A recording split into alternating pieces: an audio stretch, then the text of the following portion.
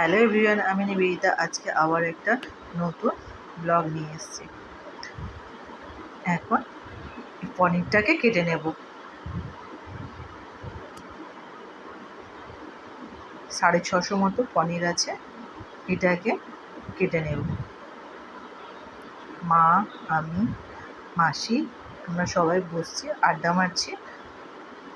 আমার বর। এখন সন্ধ্যাবেলা চা খাওয়া চলছে সব।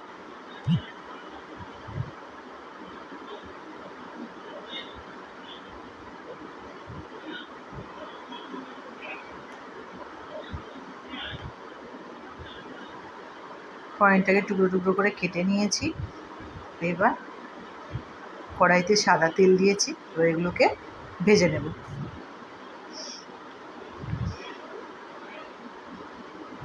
তেল গরম হয়ে গেছে, এবার আস্তে আস্তে করে পনিরগুলো ঢেলে দেব। অল্প অল্প করে ভাজবো, কারণ ছিটাচ্ছে প্রচুর।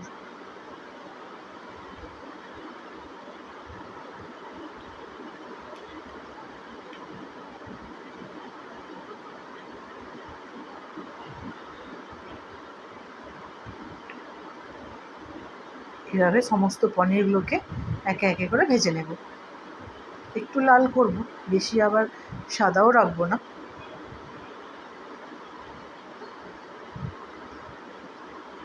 লাল হয়ে গেছে। এদিকে গরম জলে চিনি দিয়ে দিয়েছি, এটাকে গুলে নিচ্ছি। এবার এই ভাজা পনিরগুলো একে একে করে সব এই জলে তুলে দেব। দিলে কি হয়, পনিরটা একটু সফট হয়।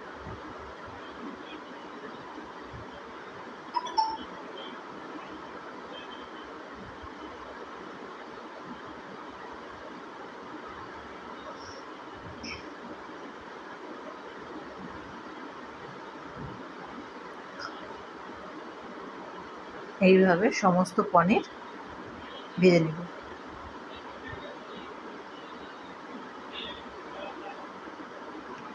আজকে বানাবো মশলা পনির আর পরোটা।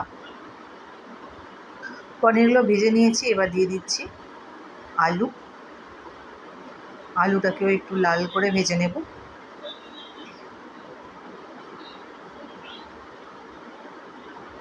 আলু দিয়েও পনির ভালো লাগে। এমনি মশলা পনির আলু ছাড়াও করতে পারেন, আবার আলু দিয়েও করতে পারেন।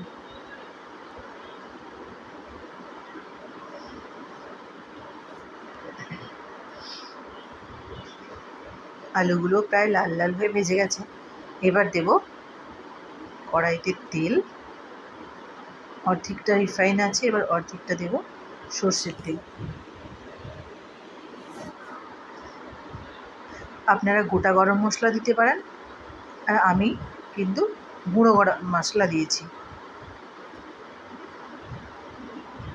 দিয়ে দেবো চিনি রং করার জন্য। রং উঠে পড়েছে। এবার দিয়ে দেবো আদা বাটা, পেঁয়াজ বাটা, রসুন বাটা আর লঙ্কা গুঁড়ো। যেহেতু পনিরটা সাদা সাদা করব, সেই জন্য আমি আর হলুদ দিইনি।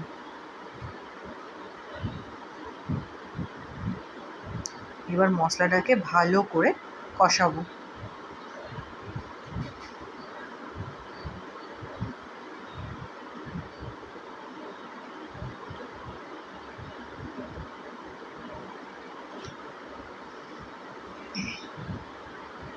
দিয়ে দিয়েছি টমেটো, অল্প করে লবণ,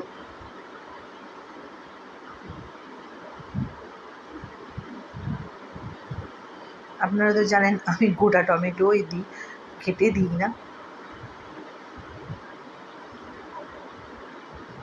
এটা ভালো করে কষুক। খুব সুন্দর করে মশলাটাকে কষিয়ে নেব যতক্ষণ তেলটা না ছেড়ে যাচ্ছে।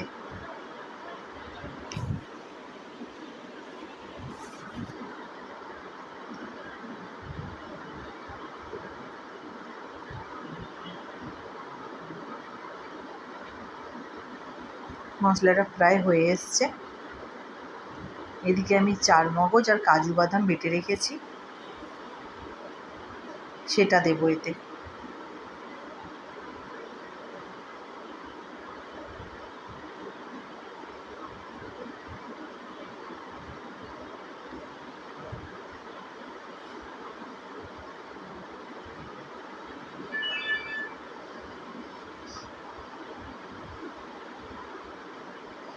মশলাটা আস্তে আস্তে একদম সিম করে দিচ্ছি, আস্তে আস্তে আস্তে আস্তে করে হচ্ছে।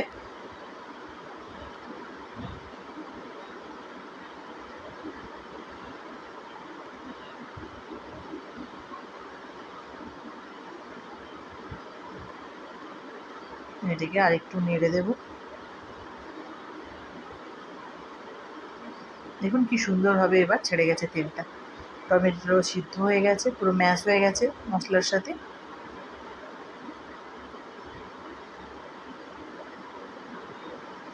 সুন্দর করে এটাকে ঘেঁটে নেব আরেকটু। এবার দিয়ে দেবো এই যে বাদাম আর চার মগজের বাটাটা। দিব অল্প পরিমাণে জল।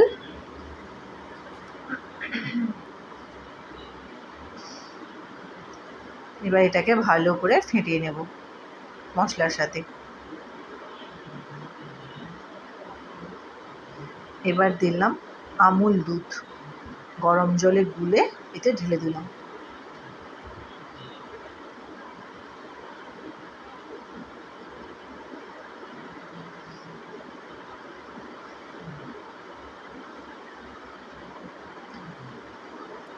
এবার এটাকে ভালো করে নাড়াচাড়া করব কিছুক্ষণ, যাতে আমুল দুধের গন্ধটা কেটে যায়। বেশ কিছুক্ষণ ধরে ঘাটার পরে ভাজা আলুটা দিয়ে দিলাম। এটা দিয়েও আমি আর কিছুক্ষণ নাড়াচাড়া করব, দিলে যে সমস্ত মশলার গন্ধ আর একটুখানি আছে সেটাও কেটে যাবে। আলু দেওয়ার পরেও 5-7 মিনিট আমি এইভাবে নাড়াচাড়া করেছি।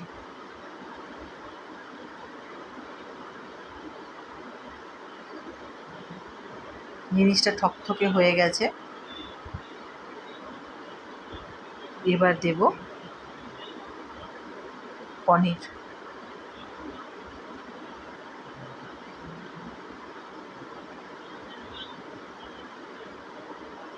আর একটু নাড়াচাড়া করে নিয়ে এবার পনিরটা এতে ঢেলে দেব। খুব সুন্দর গন্ধও বেরিয়ে গেছে, জলটাও মরে গেছে। এবার চিনিতে ডোবানো যে ছিল চিনি জলে, ওই পনিরটা জল সমেতই দিয়ে দেব।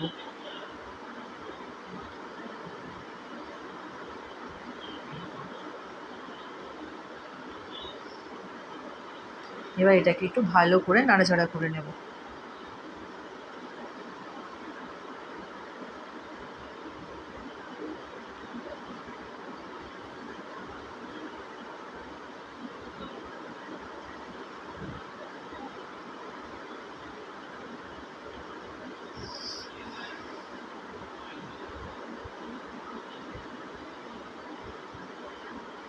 ভালো করে পনিরের সাথে মশলাগুলোকে মাখিয়ে নিলাম। 2-3 মিনিট একটু কষিয়ে দিলাম। এবার এতে পরিমাণ মতো জল দেব।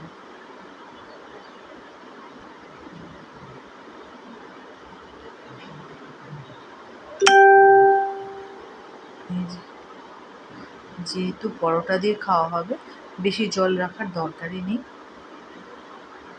সেজন্য আর জল দেব না। এইভাবে আস্তে আস্তে করে ফুটিয়ে নেব।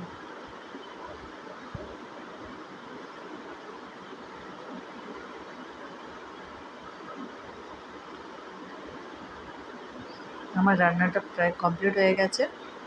এই যে আমার রান্না কমপ্লিট। এবার আমি কী করেছি, কাসৌরি মেথিটাকে হাত দিয়ে একটু গুঁড়ো করে নিয়ে এতে দিয়ে দেব, আর একটু গরম মশলা।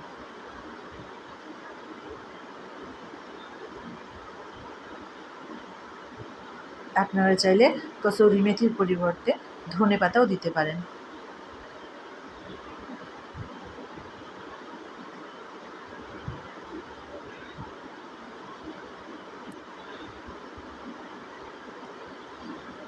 আমার রান্না কমপ্লিট।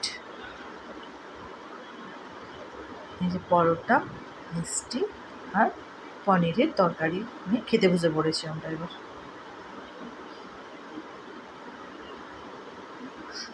আমার বর আমাকে ভেঙচি কাটছে, আর আমরা এখানে খাওয়া দাওয়া শুরু করে দিয়েছি। যাই হোক, এই ছিল আজকে সারাদিনের ভিডিও। ভালো লাগলে একটা লাইক, একটা কমেন্ট, একটা শেয়ার করবেন। ভালো থাকবেন, সুস্থ থাকবেন। দেখা হবে আবার একটা নতুন। Thank you.